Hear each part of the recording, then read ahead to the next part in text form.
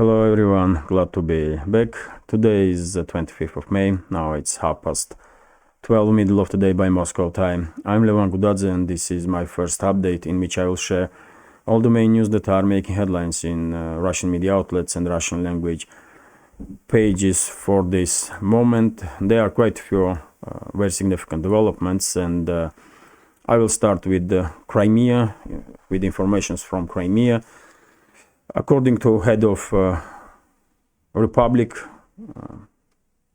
Sergei Aksyonov, Russian air defense systems did manage to neutralize 6 drones during the previous night that was launched by Zelensky's regime in direction of Crimea. According to head of Crimean autonomy, there was no casualties on the ground and no damage was done, so Russian air defense systems looks like did manage to deal with drones quite successfully. And by the way, because we are talking about drones, let me share with you this Все катера противника уничтожены огнем и штатного вооружения российского корабля. Russian Black Sea Fleet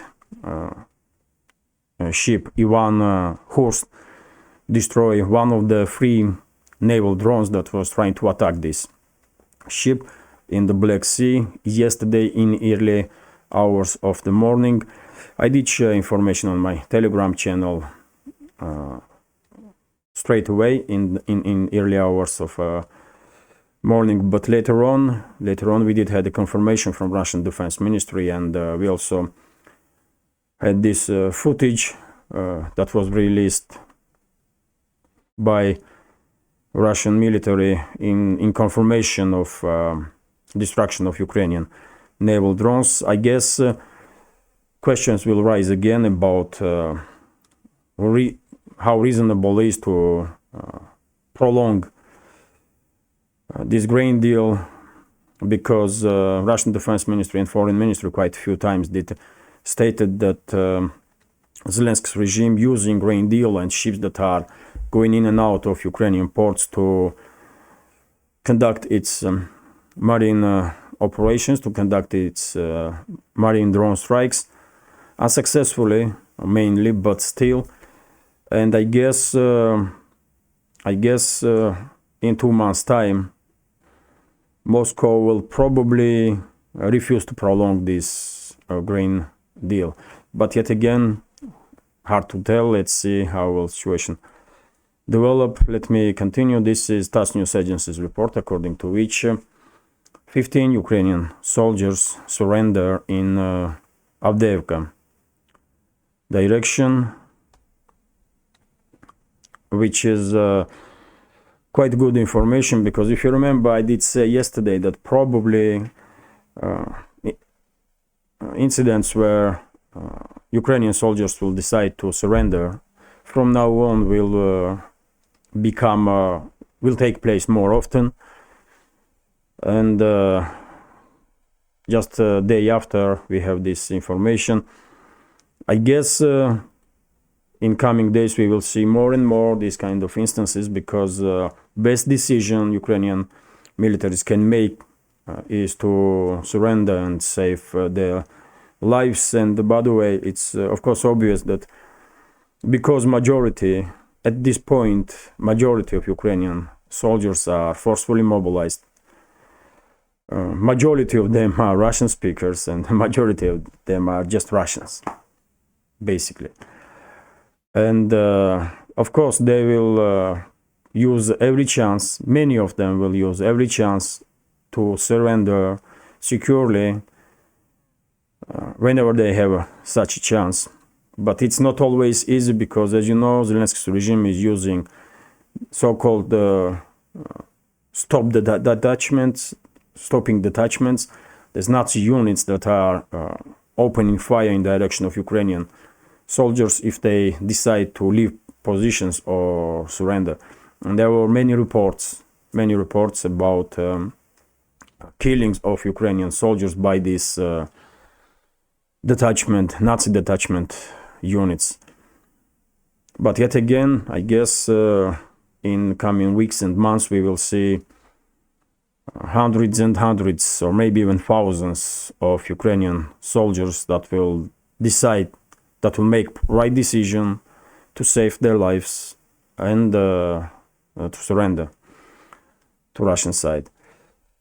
This is RIA Novosti's report, which is very significant because according to Russian FSB, Russian Security Service, Zelensky's regime on 9 of May, on day of victory,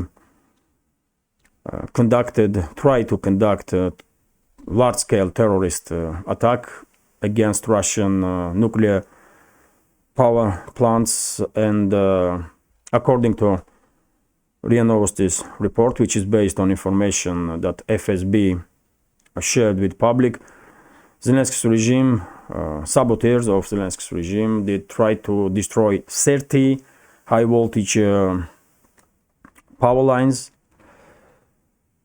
and they did manage to destroy one.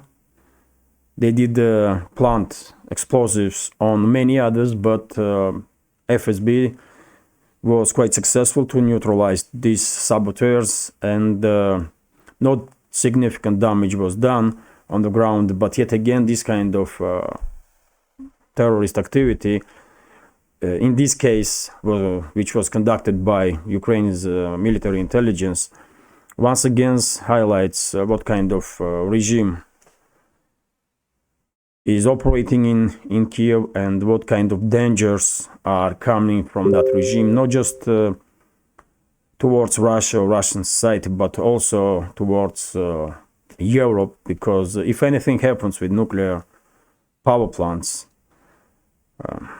we all know that there will be no place on Eurasian continent that will be, at least on European part of continent, that will be safe. But yet again, Zelensky's regime don't really cares about it. They are shelling Zaporozhye nuclear power plant almost on daily basis, and unfortunately, Western masters of Zelensky and his associates are doing nothing to stop this madness. Let me continue, and this is quite interesting. RBK news agency is reporting that advisor of Zelensky's office, presidential office, Podolyak, made a statement that Ukrainian forces already are conducting counteroffensive operations. This individual, Mikhail Podolyak, is truly out of touch with reality. He does makes quite strange, let's say, statements all the time, especially lately, and seems like in desperation, out of desperation, they are coming up with these crazy ideas and thoughts. And this time, in Podolyak's fantasy world, Zelensky's regime is already conducting offensive operations, at least for a few days. Of course, on the front line, nowhere to see any counteroffensive of Zelensky's regime. But yet again, seems like they are trying to explain themselves to Ukrainian society and to Western society why there is no Ukrainian counteroffensive, and now they come up with this idea that we just don't see it. There is counteroffensive, but we just don't see it, and it's our problem that we don't see it, not theirs. I mean, crazy, man, crazy. When it comes to Frontline, situation is more or less stable, at least for this moment. Kherson direction is artillery duels. Same happening in Zaporozhye region. And by the way, if Zelensky's regime will conduct even local scale counteroffensives that West demands so much, these operations will probably take place in direction of this land bridge between Crimea and Russia. But at least for this moment, there is nowhere to see Ukrainian counteroffensive. Donetsk direction is of course active, Marinka area especially, and Avdeevka area. And by the way, this is the area where this almost platoon of Ukrainian armed forces decided to surrender. And as you can see, Avdeevka is extremely difficult situation, and I guess if Russian side will try to use this area as a trap like it did in Bakhmut, then battles in this direction will probably continue for quite a while. But if Russian side is not interested in creating yet another trap, then in foreseeable future, in next months also, we will probably see that Avdeevka will become under full Russian control in direction of Artyomovsk or Bakhmut. Zelensky's regime is trying to establish some new defense lines, and according to some reports that we see in Russian media and Russian language Telegram channels, Russian side, after a few days of operational pause, Russian side is active again in this direction, and maybe during the next few hours or few days, Russian side will establish control over this settlement here, Khramove. Here, that's Khramove, little settlement, which is still contested, at least for now.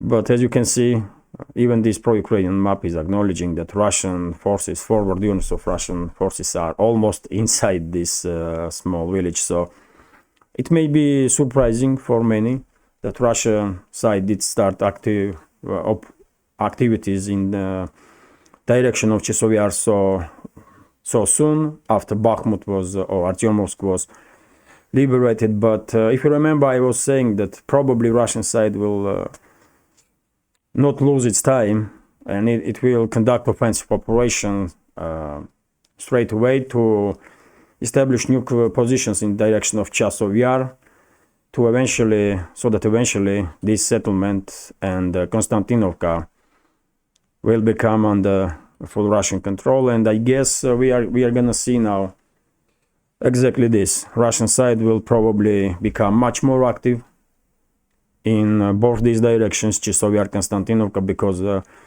it's just a logical step, in my opinion, in my reading of big picture, because to conduct offensive in direction of these last defense lines of Zelensky's regime in Donbass, which is Kramatorsk, Slavyansk agglomeration, of course, Russian armed forces need to establish control over the Chasov Yar, Konstantinovka, and all the other settlements on the southern flank of Kramatorsk. And same goes for direction of Slavyansk, and Russian side is quite active already, not just in direction of Kupiansk, but also in direction of Liman and Seversk. So I guess before end of June, or in about month and a half time, probably we will see that Seversk, Liman direction, Kupiansk and Chasov Yar with Konstantinovka are under Russian control. It will not take too long, in my opinion, because, as I said, Ukrainian forces are not really capable to conduct any more or less successful offensive or defensive operations at this point. And situation for Ukrainian side, for side of Zelensky's regime, will become even more difficult, especially in terms of morale in militaries, when Kyiv will conduct, under heavy pressure of Western elites, will conduct this anticipated by many counteroffensive and will fail. And they will definitely fail.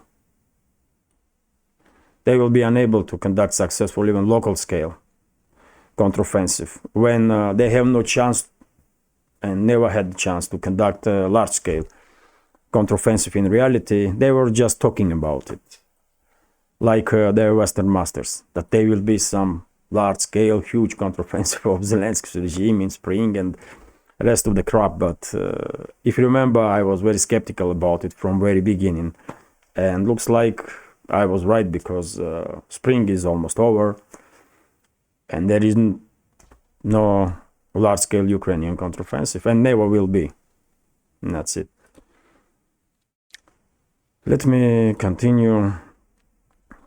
Yes, that's information I already did share with you about Russian ship of Black Sea Fleet, Ivan Horst, who did manage to shut down 3 Ukrainian unmanned naval drones. This is TASS News Agency's report. This is very significant development, in my opinion. Moscow and Minsk, Russia and Belarus did sign final agreement about deployment of Russian tactical nuclear weapons in Belarus. So I guess in coming days or weeks, Russia will establish its nuclear deterrence force in Belarus, and this is a serious message for not just Western elites in general, but especially for Poland, because there are some reports that Polish secret services are trying to destabilize Belarus and then use its military to conduct some operation inside the Belarus, which will be just devastating for Poland. And Polish society should be very proactive in this time, because it seems like Polish elites don't really care about safety of their own citizens. If they really will conduct any military operation in direction of Kaliningrad region of Russian Federation, which is here, by the way, or if Poland will conduct any military operation in direction of Belarus, Russia is openly, clearly stating, especially after decision to deploy tactical nukes in Belarus, that response from Moscow will be extremely harsh and extremely devastating for Poland. So let's hope Polish society will force their own elites to act cautiously and adequately. Otherwise, some very big troubles are ahead of this state. Let me continue. This is RIA Novosti's report, according to which we had statements from head of Ukraine's military intelligence, one of the leaders of Ukraine's military intelligence, who Vadim Skibitsky, who said that Putin is one of the main targets for them, and they are trying to kill Putin, and will kill if they had the chance. How you gonna comment this, man? Lately, more and more officials in Ukraine are openly talking about their terrorist activity, and looks like Western elites, Western masters of these criminals and terrorists don't really care. Don't really care, because it's just unbelievable. It's hard to believe that all this stuff is really happening. Because 5-10 years ago, Western elites was at least trying to conduct themselves decently, or they were at least trying to present themselves as a decent individuals. But nowadays, especially after these revelations from Seymour Hersh, according to which Biden himself did authorize this act of international terrorism against Germany and Russia when the US did blow up Nord Stream pipelines. After that, probably there is no red lines for Western elites left. They will approve just everything, and they will applaud everything that will be done against Russian citizens, against Russia, and they don't care who and how will damage Russia with terrorist activity, with some other actions. I mean, Western elites at this stage just don't care about anything. They know they lost respect all around the world, and they just simply don't care no more. That's what it is, man. And that's why I guess representatives of Zelensky's regime are so so openly stating about the terroristic plots and terror activity. They just don't care. This is TASS News Agency's report, according to which Stoltenberg, head of NATO, did made yet again another statement about F-16s and Zelensky's regime, and he said that there is no decision yet made about deliveries of F-16s, and everything will depend on course of military operation on the ground. Well, I said from very beginning, the Zelensky regime will not receive any Western fighters whatsoever. In reality, there may be some statements that Norway or some other countries deliver this and that, but in reality, we all know that Western fighter jets, whenever they are introduced to this battle, will be operated by and maintained by NATO military specialists and NATO engineers. That's obvious fact, and in my opinion, we will see Western fighter jets being introduced in Ukraine only when Poland and few other NATO member states that are bordering Ukraine will openly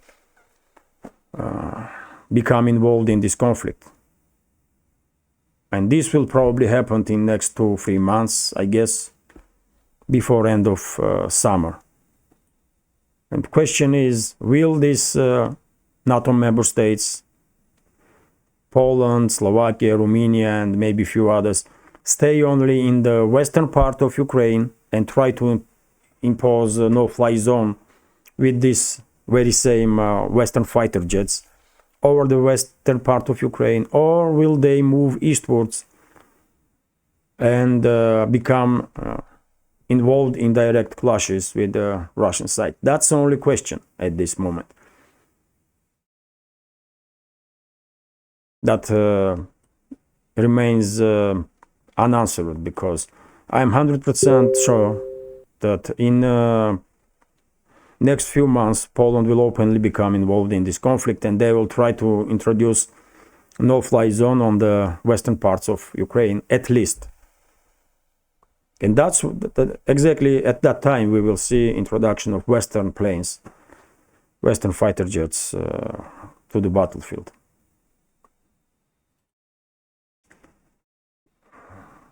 Let me continue now, and this is TASS News Agency's report. This time we have statements from French general Jean-Paul Paloméros, who said that it's unlikely that Zelensky's regime will receive anytime soon Western fighter jets, and well, I just said exactly the same. But in my opinion, Zelensky's regime will not receive any fighters in reality, because those fighters will be introduced to a battlefield when Poland, Slovakia, maybe Romania will openly become involved in this conflict, and they will operate with the Western fighter jets and maybe some other NATO member states, but not Ukrainian pilots, and those planes will not be under control of Zelensky's regime, not for even a second. Let me continue. This is TASS News Agency's report about statements that was made in the White House about this recent sabotage activity of Zelensky's regime in Belgorod region, sabotage or terrorist activity of Zelensky's regime in Belgorod region of Russian Federation, and White House did make statements that they are not supporting usage of Western or US-made military vehicles on against Russia on Russian soil, which is so hypocritical, really. So hypocritical because why then Biden administration is delivering weapons to Zelensky's regime at all? But yet again, we are truly in times when official statements from officials have no meaning no more.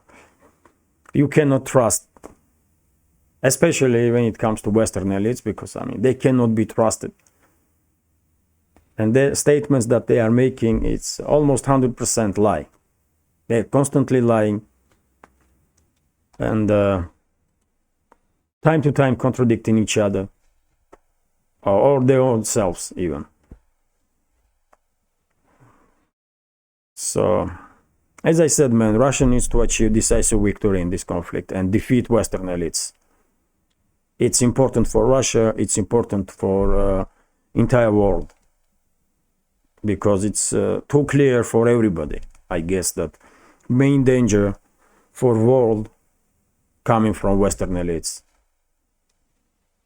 Western elites that are completely out of touch with reality. This is RIA Novosti's report, according to which Hungary did, and this information coming from Turkey, Turkish newspaper, Aydin Leak did publish article in which statements were quote from Süleyman Soylu, head of Interior Ministry, Ministry of Interior, Internal Affairs of Turkey, according to which Hungary did warn Turkish government that US will intervene in elections. As you know, on 28th of May, there will be second tour of presidential elections in Turkey, and according to Turkish Minister of Internal Affairs, they have information not just by their own sources, from their own sources, but also from Hungary, that the US will definitely try to intervene in elections because they are against current government of Turkey, against Erdogan, and they want to bring to power this main opposition candidate. So that's why I was saying from very beginning that even if Erdogan will receive majority of votes in second tour, which is very much possible, there is quite high risk that Washington, London, Paris may not recognize results of these elections in that case, and they will probably push for regime change. It's just too obvious, isn't it?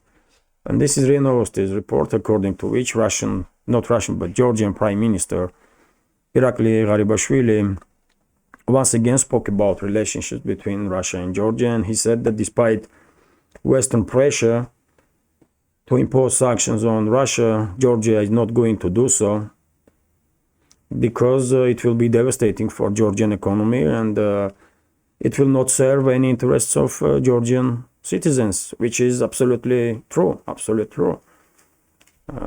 Irakli Garibashvili is acting very effectively to protect Georgia and protect best interests of Georgian society, and I hope he and his government will have enough strength that they will resist this pressure from West, which is not easy, by the way. It's for us easy to say that just ignore the West, but in reality they have so many tools to pressure different governments all around the world, and it's truly difficult to withstand this pressure.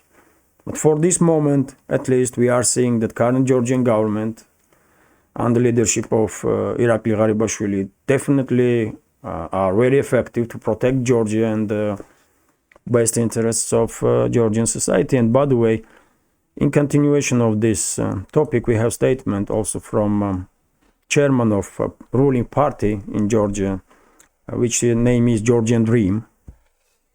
So Irakli Kobakhidze, chairman of this party, did made a statement according to which Podolyak,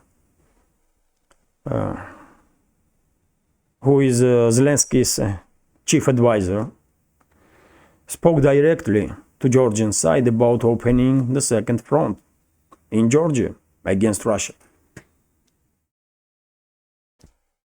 And Irakli Kobakhidze is stating that it's important to share this information with the international community for everyone to understand, to everyone to understand what is really happening behind the scenes.